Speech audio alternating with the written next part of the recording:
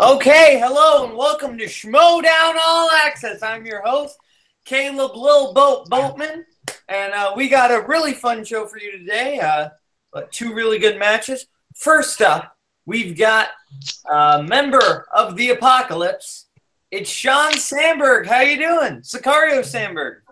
Always forget that. I'm doing fantastic right now. I'm very happy, and I can't wait to talk about this. It's going to be excellent. Yeah. And then, member of the Revengers, we got the Arsonist, Jay Burns. How you feeling? Jay Burns? Okay, Jay. Don't make me use your government name, Jason. Okay, he is not there, so... I guess not. Yeah. Oh, there he is. Okay. Ah, there he is. I was talking with my boss, y'all. I'm at work, guys. Sorry about that, y'all. Yeah, man, I'm here. I think we should actually call you not so little to moderate sized boat now, since you just had a birthday. Yeah, man. We were like level with your dick for a second there, Jay.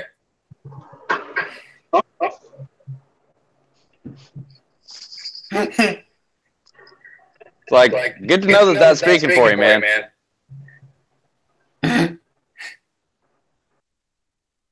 Okay, well, Jay... let's just do this. Okay, so, so first up, we've got William Bibbiani and Matt Nose, the Cinemaniacs, versus Who's the Boss, Mark Riley and Ben Bateman. This is a round 2 match that everybody was very, very excited for, and round 1 went pretty well. It was Cinemaniacs with 11, Who's the Boss with 12. Pretty good in the first round for both teams. Sean, what did you think about the first round? And, what were your thoughts going into this match in general? I thought like, Who's the Boss? I'm hearing a heavy echo. Like, literally, I can hear myself to a T. I think that might be me. Okay, so I thought that going into this match, Who's the Boss had the edge, and I really don't want to speak ill of Matt Nose because Matt Nose is a really phenomenal competitor, but at the exact same time, I thought that Bibbiani was going to be the one that wound up carrying the team during the first round. I thought that the combined knowledge of Bateman and Roca was going to be too much for Nost and Bibbiani. And I said that last week. And look, I have Matt Nost as a friend on Facebook. He is a really, really nice guy. But I couldn't pick them. So I wound up going with Who's the Boss. And, during that first round, it sort of spelled out what was going to happen, at least in my opinion. Little Boat. Sorry, I was talking and I was muted, so I forgot. All right, Jay, over to you. What were your thoughts coming into the match and the first round in general, if you are there? Just a heads up, it was, and there's still a. Is he breaking up for you as well, Gil? Yeah, you're breaking up, Jay. Oh, so there's an echo. Oh, yeah, big time. The echo's me. I'm gonna mute my. Okay. Can you hear me? I can hear you. Yeah. Okay. So you said Bateman and Roca. It's Bateman and Riley. Well, no, I said Bateman and Riley. Did I say Roca? You said Roca. Oh, my bad on that one then. No, Sorry, I don't know why I said Roca. Riley. I don't want to talk. I don't want to talk much about nobody in this match. So I will just give a compliment to Riley and Bateman and say I think Ben Bateman might be the Conor McGregor of the league because he was talking a lot of shit, and mainly just to Bibbiani, and I think it might have gotten into his head as much as he tried to play it off like it wasn't. I think that it was, and sometimes that'll help you. Plus, missing a couple of key questions right there in the first round doesn't really help either. Yeah, this was sad. I wanted to see the Maniacs go. I actually chose them last week, and sometimes it just doesn't work out for you. Yeah. Yeah, now moving on to the second round here. Cinemaniacs, they go up. They spin fantasy sci-fi. They do pretty well, so they bring their score to 19 points. From 11 to 19, getting 8 out of possible 12 points. Then who's the boss? Goes up. They spin release. Very well, getting 8 out of possible 12 points. 22 to 19 toward the end of that. Sean, what are your shots on the second round? And Sean is gone. Sean must have got kicked out of the stream. So, Jay, while Sean gets back in here, what were your thoughts on the second round? No, you just started talking like a Decepticon. Like, I think. Yeah, I was going to say, you sounded like Rob Zombie on Dracula on that one. Sorry, what? Oh, you sounded like Rob Zombie on Dracula. I thought it might have been on my end, but I wanted to make sure. That's why I hopped out. There's something wrong with my mic right now? You were talking like this for a little bit. Oh. It was definitely a weird one. Yeah, I don't know what's going on with that. Are you ladies man 2187? Sorry about that. I don't know what's up with my tech right now. It's being a little weird. It's not just you, it's everybody. So Jay, I'll kind of say what I said. Yeah. So 19. Cinemaniacs goes up. They spin fantasy sci-fi. They get 19 points. Who's the Boss goes up. They spin movie release dates. Get 22 points with a score 19-22. Sean, what were your thoughts? Round two. I did pretty well for myself, at least when I was keeping score for me. I know everybody talks about the lights and stuff like that, so it's sort of irrelevant. But at the exact same time, like I didn't find round two was exceedingly difficult. I really didn't. That being said, fucking who's the boss wound up pulling it out? I can really hear such a heavy echo. Sorry, this is actually starting to get. Sorry, I don't know what's going on with my tech right now. I'm really sorry. Oh, it's okay. Don't worry about it. No, well, and now it's gone. Okay. With round two, I basically it continued the thought process for me, where I thought Riley and Bateman were going to actually take it all, and it only solidified my position on that one. Yeah, Jay? This is a round two that hurts, but, it's a round two that really kind of makes you respect competitors like Bateman because, damn, dude, he pulled some of them years out of his ass. And, I'd love to see Scott Manson's face back on movie release dates, but they kind of pulled out quite a bit. I know they missed one, right? They missed one. They got us. Yeah, I think they only missed one. And that sucks. And you're right. Some of those movies in the sci-fi category were a little on the easier side. So I was still a little bit surprised to see the scores were so close coming out of round two. Well, I mean, I'm saying round two in general, I didn't find that difficult. It's not, once again, not to sound like a dick or anything like that. It's just, I just didn't find it to be super difficult. That's all. No, I get that, but you're better at movie release dates than I am, and that's what made it difficult for me, at least. That's okay. Well, that's fair. But I mean, like I said, you're not sounding like a dick. That's just how you feel about it, and I respect that. But yeah. So yeah, or Jay, did you have more to say? No, not really. Okay, I didn't want to cut you off there.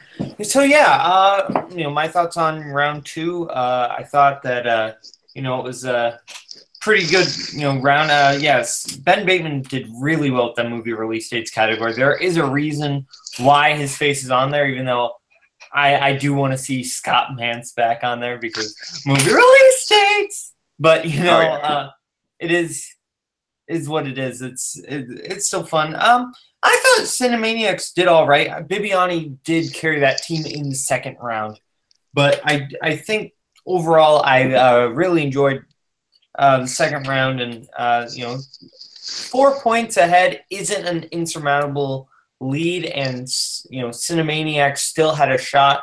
But going over to round three here, Cinemaniacs goes up. They get question one in horror. Bibiani gets it.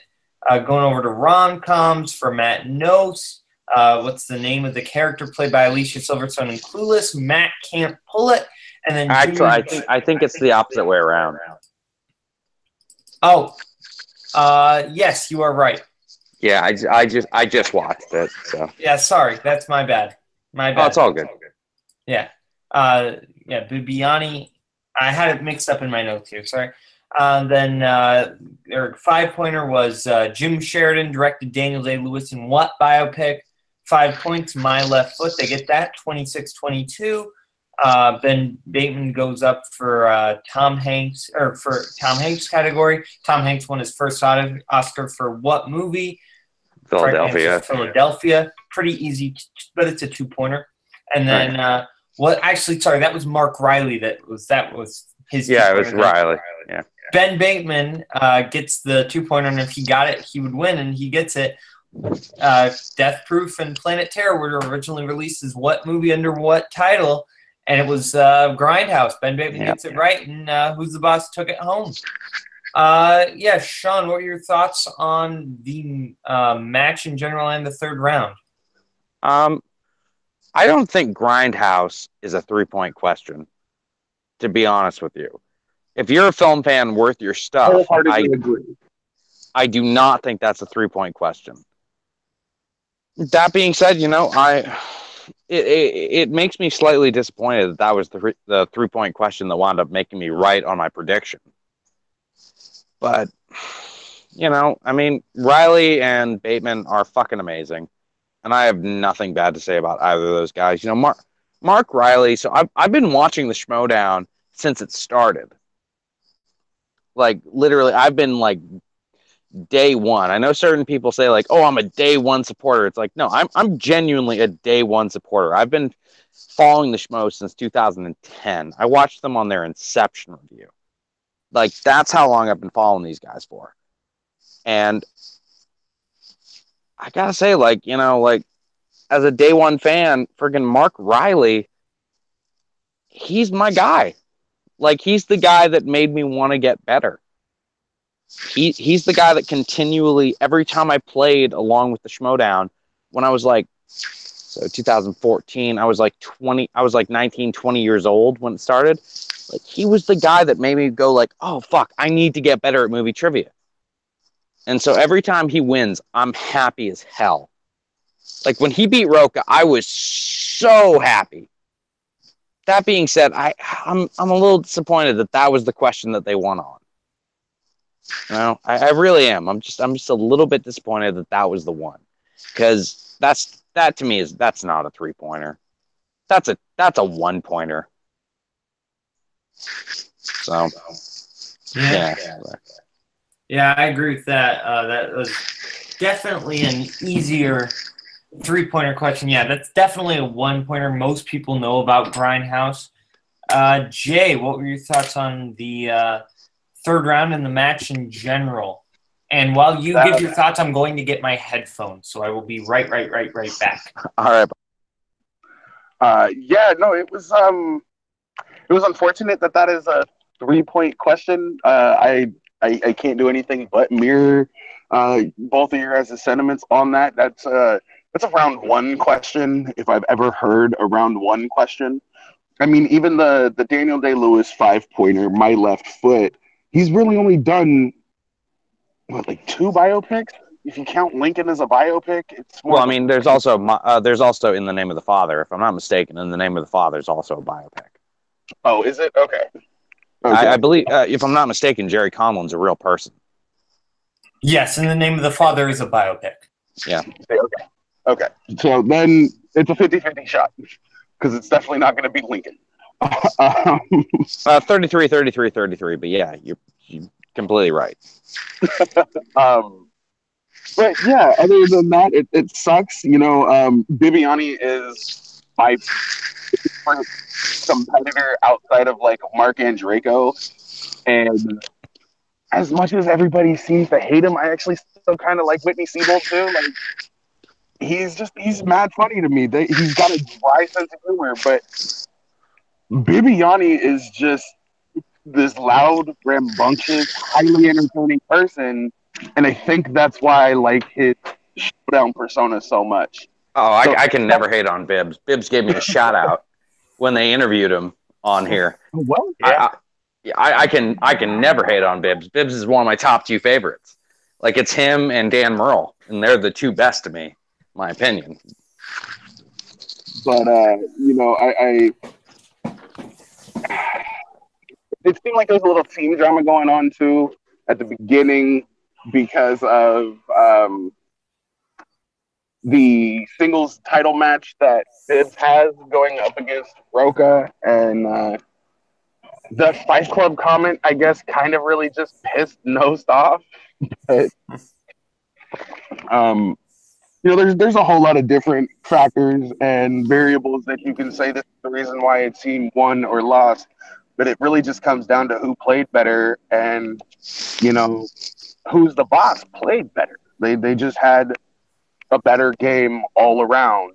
And shit, props to them. That means that they play the Founding winner Fathers of or Corruption. Yeah. Ooh, okay. That'll be a good match too. Yeah. Yeah, as far as my thoughts on that, yeah. That is kind of an easier question, the my left foot question. It might be a 3-pointer, but Grindhouse is definitely like a 1-pointer. That's a very, very easy one. I think you can make the argument that my left foot could be a 5-pointer, but Grindhouse is definitely a 3-pointer. Also, I'm sorry to interrupt you, but there's a guy who his handle on YouTube is The Cool Guy, and he also pointed out, and I thought that this was the case. I didn't know fully when I was playing the match. Jim Sheridan also directed In the Name of the Father. Oh, that is right. So Both, Good looking out the cool both, guy. and yeah, no, like I thought that was the case while I was playing the match because I said In the Name of the Father. Yeah, I was did like, too, but I didn't look it up because So I couldn't remember the director of In the Name of yeah, the Father. Yeah, The no. only biopic I If knew it's was Jim like- Sheridan, there's two correct answers to that. And they did I think not that's give where the year. the apprehension was. Yeah. And they didn't say the year. I know that because I would have said My Left Foot. They would have said 1989. Oh, of course, yeah. I mean, well, it's Daniel Day-Lewis's first Oscar win. Yeah. The thing So that like, popped into my head was my left foot when I heard Daniel Day-Lewis in biopic. I didn't even, so yeah, but there was a little maybe. bit. Sorry, I didn't mean to interrupt you. No, go ahead. No, I was just going to say that's why there might have been a little bit of apprehension on their faces when they got asked the question and they asked for a little bit of a clarification on the question.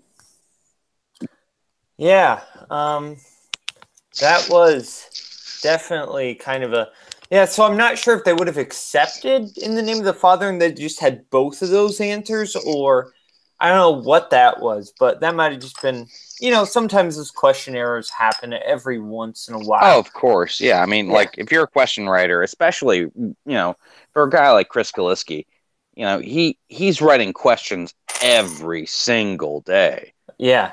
There's gonna be a question that pops up where it's like, and for Christ's sakes, I made a mistake when I wrote one of the martial arts questions for the last match that we did. And if you're Chris Kaliski and you're doing question writing every single day, it's obviously going to be difficult to find some of those mistakes because you're freaking writing hundreds of questions a week.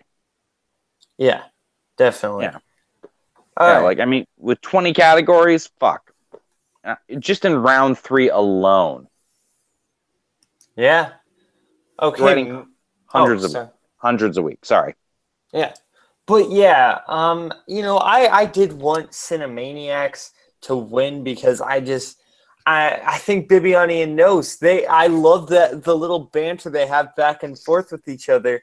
Matt Nos coming in, squeezing the air out of the beach ball. That was hilarious. Bibiani and MF5 come out and the Nos just squeezes the air out of the beach ball, but he's still kind of doing a little dance like he's wrecking their fun, but he's enjoying it. Matt Nos is one of the funniest people in the Schmoedown. And then when he goes up to the wheel and does his little dance, it's just, man, it was a lot of fun. But, who's the boss? They pulled out the win, and they definitely did a good job. I'm not sure they'll be able to beat, the Founding Fathers or Corruption, whoever wins that one, because, whoever wins that one played a great game, but, we'll see. Moving over now to the match from Friday, we've got Breanne Chandler and Drew McWeeny take the cannoli versus the Harris Bros, which is Lon and John Harris. Also, Moron Harris, I'm told is a person, but that might be only Jeff Snyder that said that. I'm not sure. Jesus Christ. Yeah, I know you don't watch the ends of the matches, Sean, but Jeff Snyder said, Lon, John, what's the third one? Moron. And it was Jeff Snyder. And then some people were saying, Sean Maroney! Oh, God damn on the Facebook leagues going like, that's a reference to Collider Live for you. I know. Yeah. Moving over to round one here. Both teams played pretty well, getting take the cannoli with 10 points. The Harris Bros with 12 points at the end of round one. Both teams playing pretty well. Jay, over to you first. What were your thoughts going into this match and round one in general? Well, like I said last week, this one was really difficult for me to even want to pick because, bringing in somebody who's never played the game before, like Lon's brother John, it's a variable that you really can't factor for. Either you've got beginner's luck and you have a match kind of like Bibiani had in his debut, sweeping, setting a points record, and then coming through and kind of bombing his next several matches. So when they outscored them, I thought it was funny with the theatrics. He definitely went along with his brother on that one. Round one was, I got more questions in round one than I thought I would. There's really not a whole lot to say until we get to like the rest of the match. But yeah, I was a little surprised by the scores coming into round two. Well, 10-12, that's not, horrible scores. That's, pretty good. That's not bad accuracy. I mean, if I'm not mistaken, the match just before was 11-12 with Cinemaniacs and Who's the Boss. So, but I do think I agree with you, and the questions were a little easier, and I'm guessing Sean will concur with this. I was very surprised nobody got Jackie Gleason in The Hustler. Minnesota Pats, buddy. Minnesota Pats. I love The Hustler, and I was like, dude, it's one of my favorite movies. Oh, even if you beat me, I'm still the best. Yeah.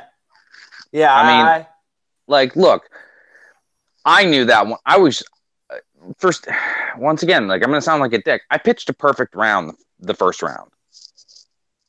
And I guarantee you, there's Chance Ellison is just sitting there, just jerking his dick right now, going I would fuck everyone up on these questions. He 100% would. He would.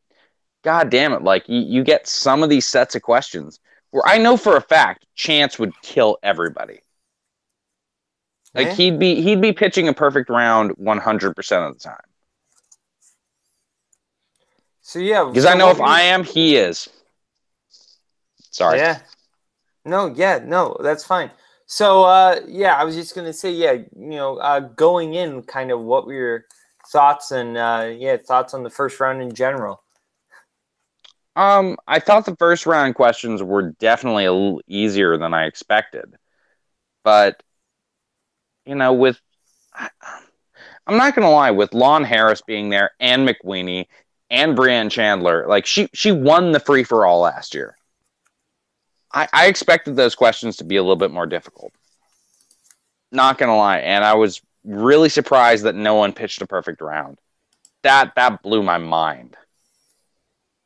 At least in terms of the first round.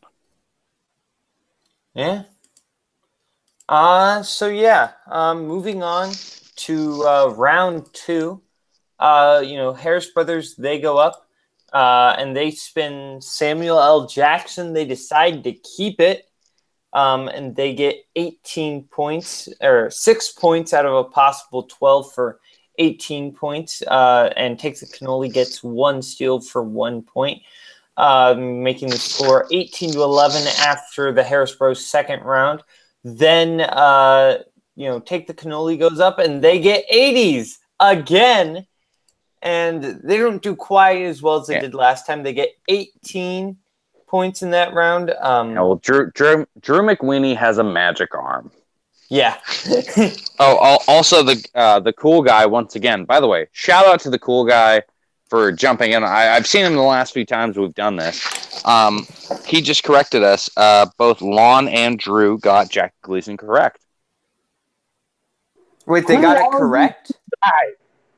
Yeah, cool guy. Do you play here? No, he doesn't. His name's Kenneth in the Schmoedown Facebook page. That's who. Okay, well, if that's the case, dude, come and play here, man. For fuck's sakes. Got a wicked memory on you. The dude comments in like all the matches. I see him like all the time. But oh yeah, he jumps into every single one of our. He's in every single one of our live streams of the matches. Yeah. Anyway, off from the tangent. So Drew McWeeny and Lon Harris got Jackie Gleason correct. Mm-hmm.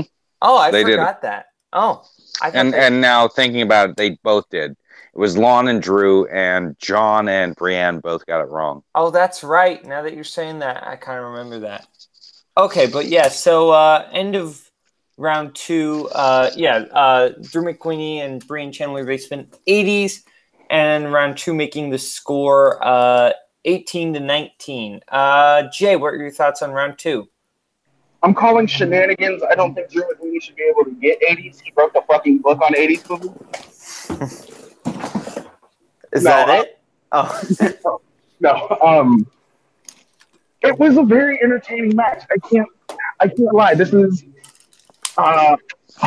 another one of those things where just some of those Samuel L. Jackson questions were easy, but I mean, we had this conversation last week. We get into a category where not a lot of questions have been asked, so the question pool isn't that deep. So to see them miss as many questions in that round, just kind of like it surprised me. It stumped me a little bit. But again, Ron Harris doesn't have the movie taste of like a JTE, so I think that.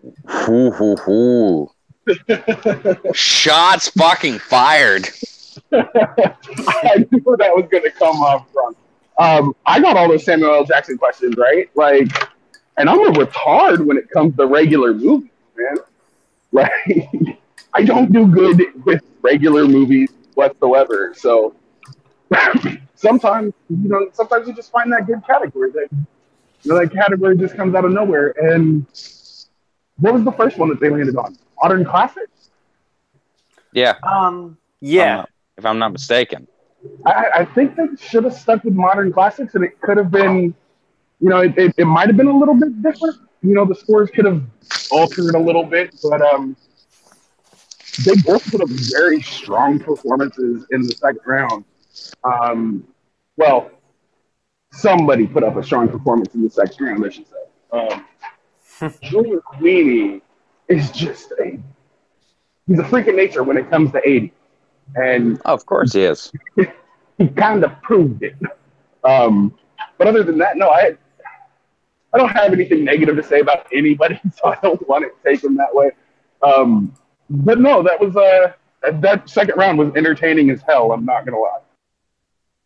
Yeah. All right. Yeah. Moving over to round 3. First question was in the category of modern classics. Who plays Llewellyn Moss in No Country for Old Men? To get it, it's for 2 There's points. Josh It's Josh Brolin. Brolin. Yeah, that was pretty easy 2-pointer, but it's a 2-pointer. It is what it is. Yeah, no, you're meant to lob softballs on 2-pointers. Yeah. In what film then John Harris goes up for Tom Cruise? A really easy 2-pointer. What film does Cruise play a character named Ethan Hunt? And the Mission Impossible films. Come on that. Yeah. That's Well, okay, so they said film, not films. So, like, maybe it was. I saw somebody post it earlier. It would be any film. Just like John said. He's like any of the Mission Impossible films. I think that's not the title of.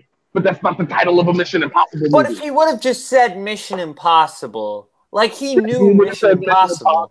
Here's the thing, though. He plays Ethan Hunt in every single one of the Mission Impossible films. So if he says any of the Mission Impossible films, he's completely correct. Yeah. I guess I'm trying to not be facetious while at the same time being facetious. You say any of the Mission Impossible you're being nitpicky as fuck on that one. Well, no, I mean, it's a legitimate right. My God, you can't just say any of the Mission Impossible movies. They asked for a movie. Like, if you said Mission Impossible 2, Mission Impossible 3, whatever. Okay, Jay. When did Al Pacino play Michael Corleone? Like, in what film series? Oh, see, in what film series? That's a different question. Well, no, but it's like, in what film did he play Michael Corleone? You could say any of the Godfather films, all 3 of them. You could say that's a perfectly reasonable response. Yeah, it's a perfectly reasonable response because he played Michael Corleone in all 3 films. If they ask for the name of a film, give them the name of a film. You can't just be like, "Oh, this entire franchise right here." That's what I'm saying. That is so nitpicky. That is so nitpicky. It's not even funny. If they would have clarified, we need the name of a movie, he would have said Mission Impossible. That's the thing. It's like he obviously just they didn't specify enough what they needed. So I think if they said something like, "Oh, what was the film in which Tom Cruise starred along John Voight, which was directed by Brian De Palma?" Yeah, that's fair. Then you have to say Mission Impossible. Or if you wanted to say, in which film did Thandie Newton play a thief that wound up, romancing Tom Cruise as Ethan Hunt, then you'd have to say Mission Impossible too. But if you ask what film did Tom Cruise play Ethan Hunt, there's 6 fucking films you could choose. Just pick one.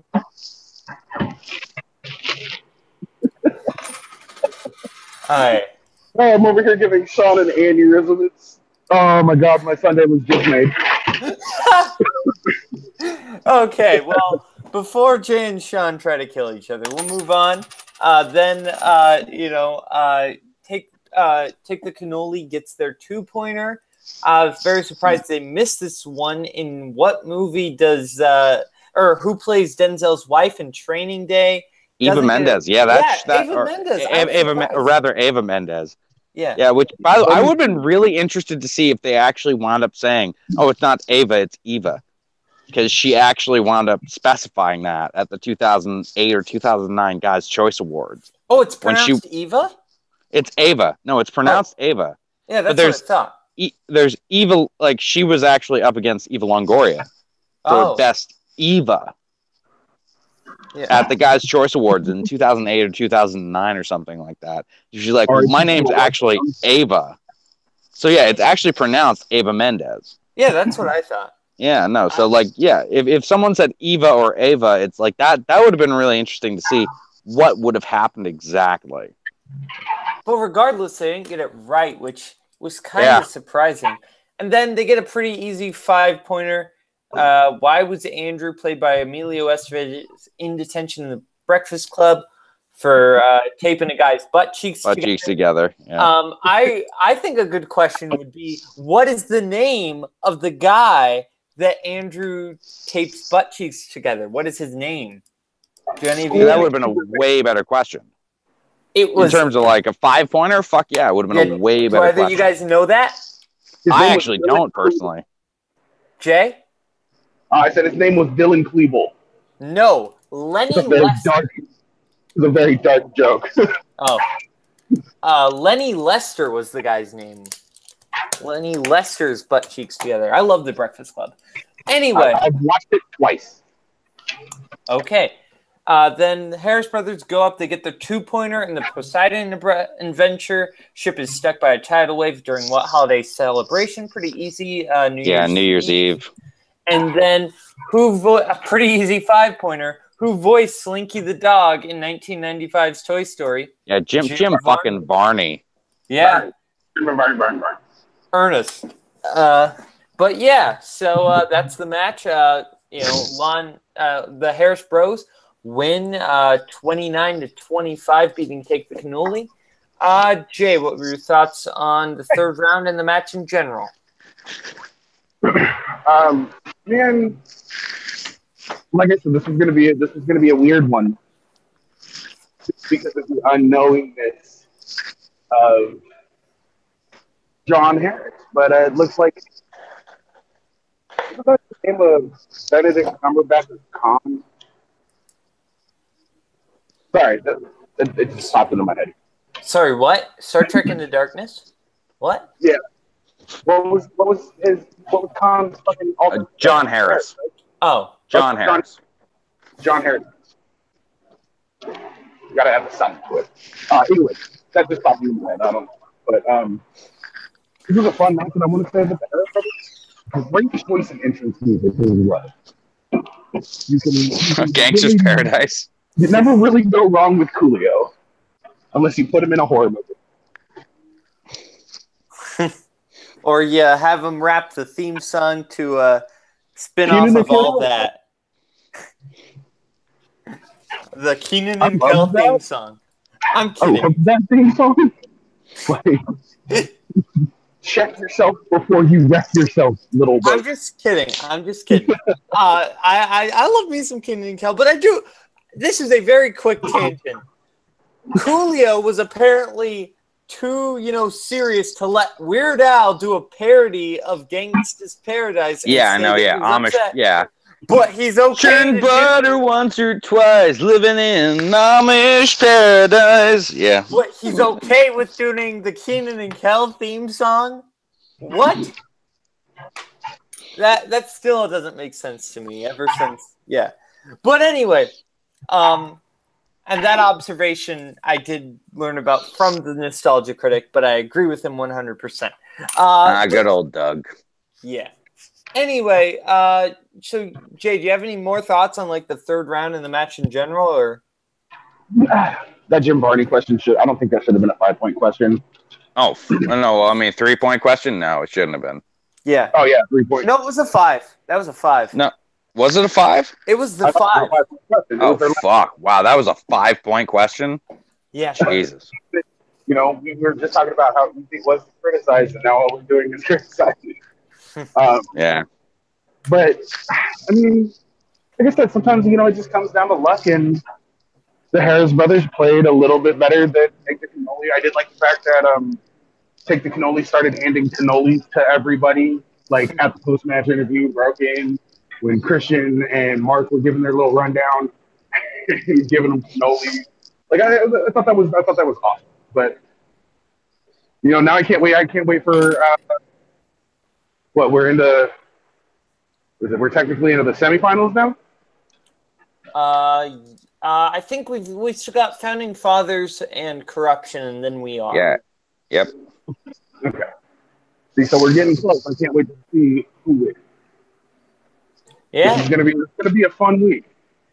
Yeah, definitely. Over to you, Sean.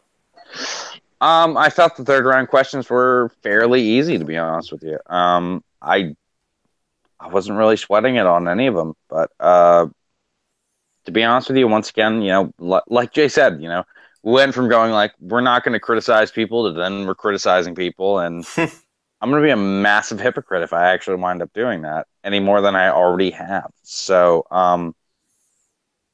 both teams played fantastic. I mean, I'm not going to lie. There's certain times where me and, like, if Grant and I were in these matches, I was like, damn, we would have won this whole fucking thing. And it bugs the shit out of me. It genuinely bugs the shit out of me. But, otherwise, I'm like, yeah, I always love watching team matches. Always do. Yeah, I thought, both teams played fairly well. I do think some of the questions were easy, but I'm not saying that as, a bash on Chris Gillespie, because that dude is a monster, how he's able to write all these questions. I mean, I don't know how he does it. I mean, seriously, if that is just impressive how this guy is able. So, of course, there's going to be a few slip-ups, and even then, these aren't really slip-ups. They're just questions that we personally found pretty easy, but maybe he finds them hard. I don't know, because I don't really know what, Chris's skill set is. So when you're one person, it's kind of hard to judge, because there are some questions that I think, oh, this is a really hard question. And then, Jay might, think, oh, this is easy. So it is, it goes based on, what your tastes are in movies and all that. But, as far as third round goes and the match in general, I thought that this was a pretty good match, and I think the Harris Bros are somebody to look out for. I think they've got to work on their strategy a little bit more, but I think they can actually I think they've got a shot at beating Snyder and Draco. I don't think, it's a lot, but I think they've got a chance. I think you're spot on. Yeah. Okay, moving over to now matches for next week. This Tuesday, October 23rd, we got a big one. The Founding Fathers versus Corruption. Sean, who do you got between that? Who do you got between Mike Kalinowski, Ellison, and Merle Roca?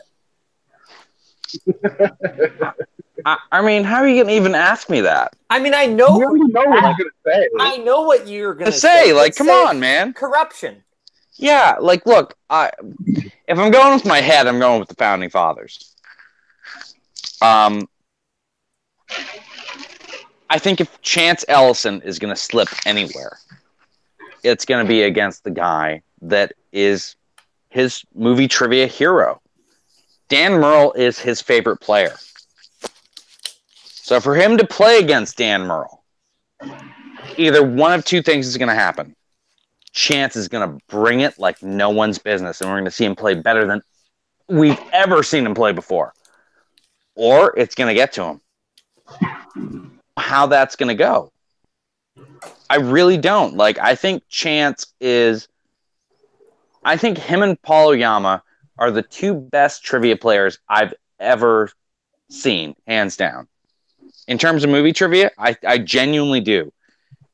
Fan leagues, the pros, in quotations, with the Schmoedown, I genuinely think that they are the two best I've ever seen. So we'll see how Chance is going to do on that one. But, like, if I'm going with my head, I'm going to go with the Founding Fathers. If I'm going with my heart, I want my fucking boy to take it. Because if Chance Ellison beats Dan Murrell, it's over for everyone.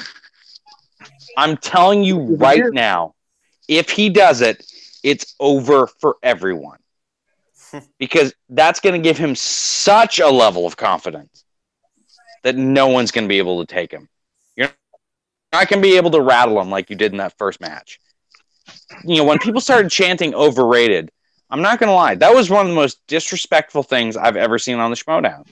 And I know that it's supposed to be kayfabe and all this other stuff, but, like, no one has ever received the type of response that he got the first time out. No one has ever received that type of response.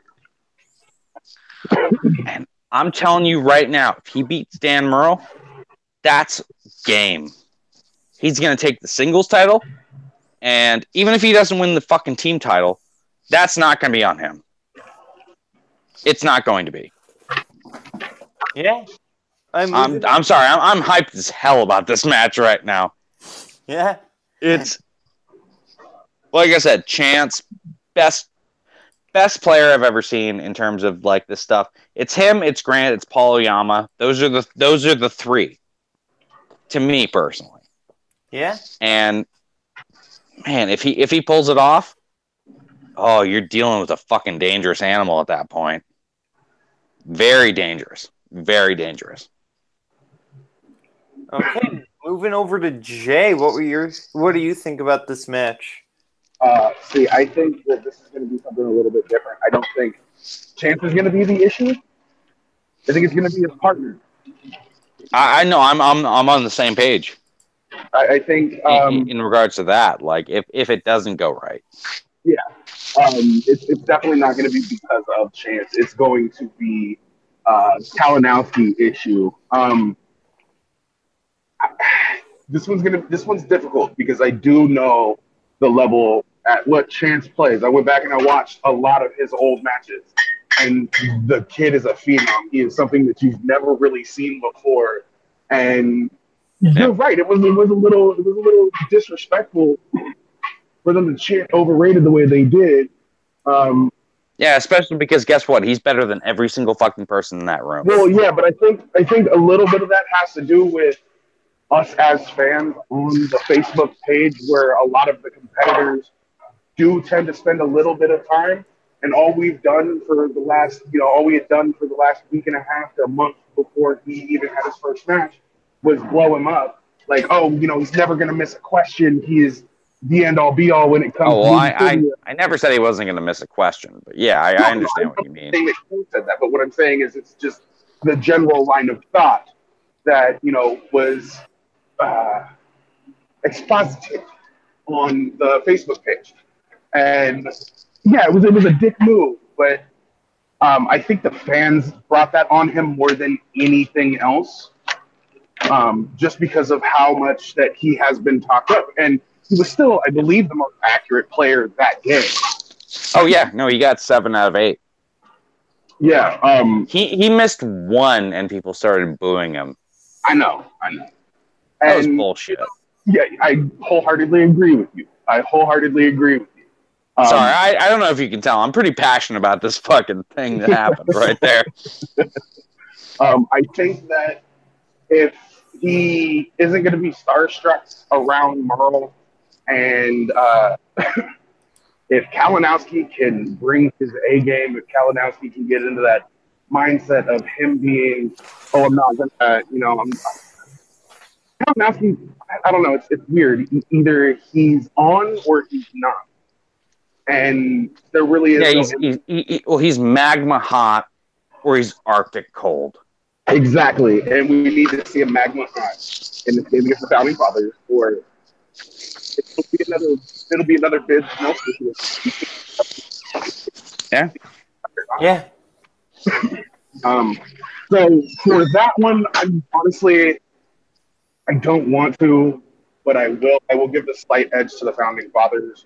I think that they'll win by 2 points. Hey, yeah. So I'm the only one here who has never, met Chance Ellison. I believe Jay, have you done something with Chance Ellison, or no? Have you just? I have. I've done his top 5. Oh.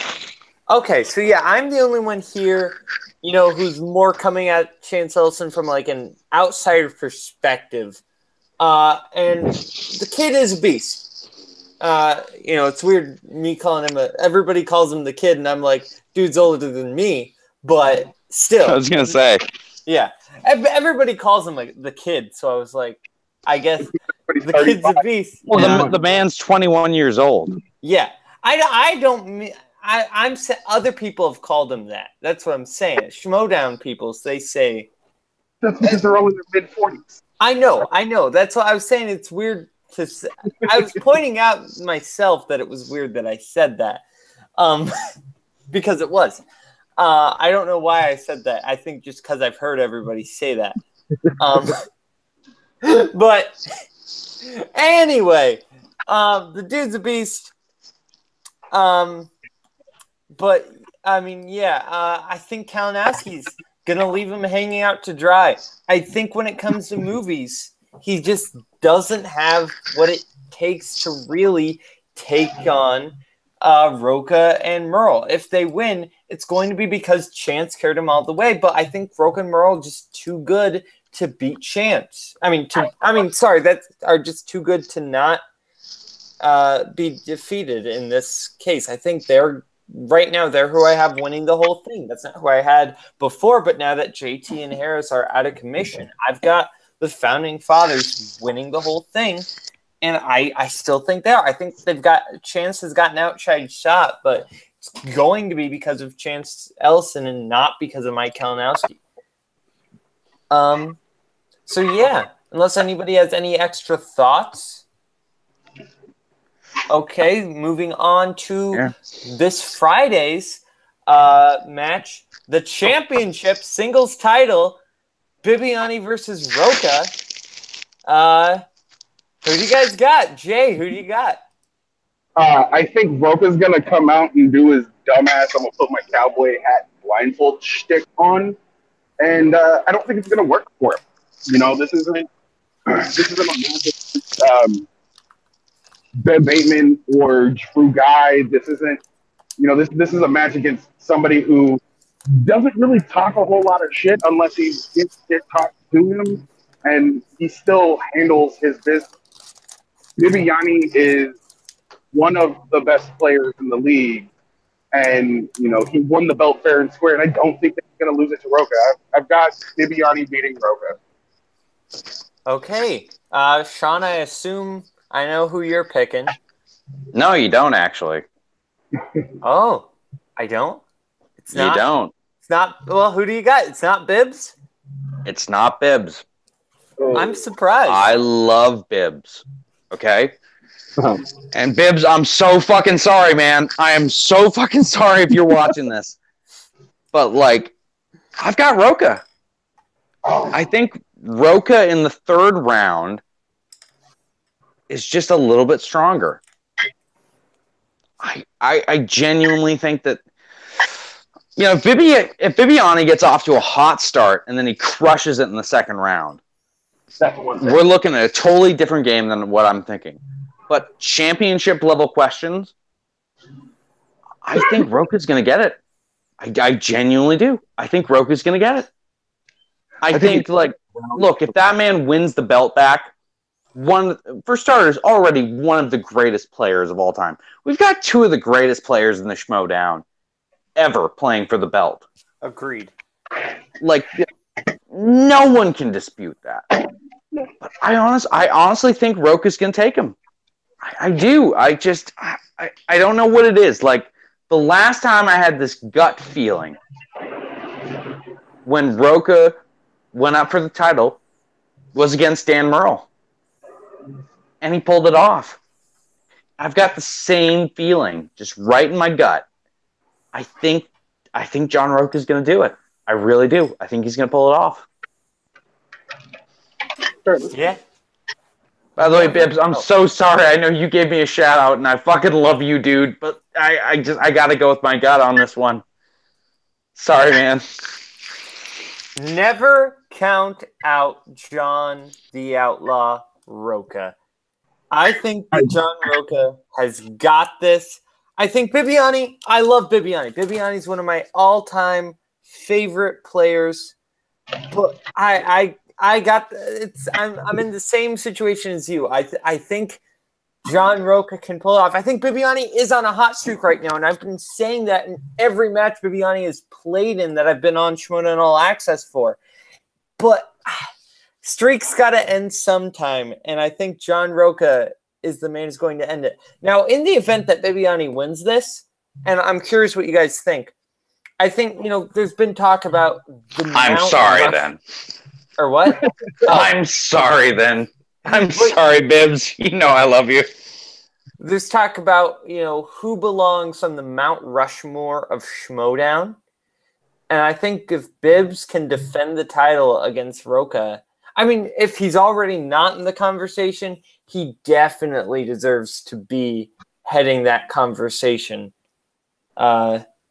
as far as that. At least I think that'll definitely cement him if he can beat John Roca as like undisputed one of the greats, up there with Merle, Riley, Levine, and most people agree Roca should already be up there. Yeah. I mean, to me, there's only 3 that should actually be up there right now. That's Riley, Merle, and Levine. Not Roca. Not yet. Not yet. What would it take for you? I'm curious. What if Roca wins this? Would that cement? Fuck Roca? Yeah, it would. Okay. I mean, look, to me, John Roca, I was talking about Mark Riley before, where I was like, he's one of those people that makes you want to get better at trivia. Dude, he's one of those guys as well. Like, there was, oh my God, I can't even name you the amount of matches where he played when he was right off the bat, where he would have beat me. Like, he would have beat my ass bad, too. No, straight up, like, in movie trivia, he would have kicked my ass. Yeah. It's just, I'm waiting for that one moment with him. And when he did it against Merle, that to me, I was like, okay, he should probably be there. But if he gets the belt back, dude, you gotta put him on the Mount Rushmore. You gotta put him on the Mount Rushmore. Like, that's not even a discussion at this point. Yeah, I agree. Now, would you say that Bibiani belongs on the Mount Rushmore if he wins this? Dude. No. If he defends another time, that's a different question. But I don't think he deserves to be on there. I mean, I'm sorry, Sean. Oh no, dude, go ahead. All good. He had that monumental debut match, but one match does not give you one match shouldn't be the thing that puts you on the precipice to being on the quote Mount Rushmore of the Schmoedown. I wish that Anarchy went a little differently, and we could have still seen critically acclaimed, just like the Wildberries. I think still be in it, but one match doesn't necessarily mean that you are, automatically entered into this realm of almost mythological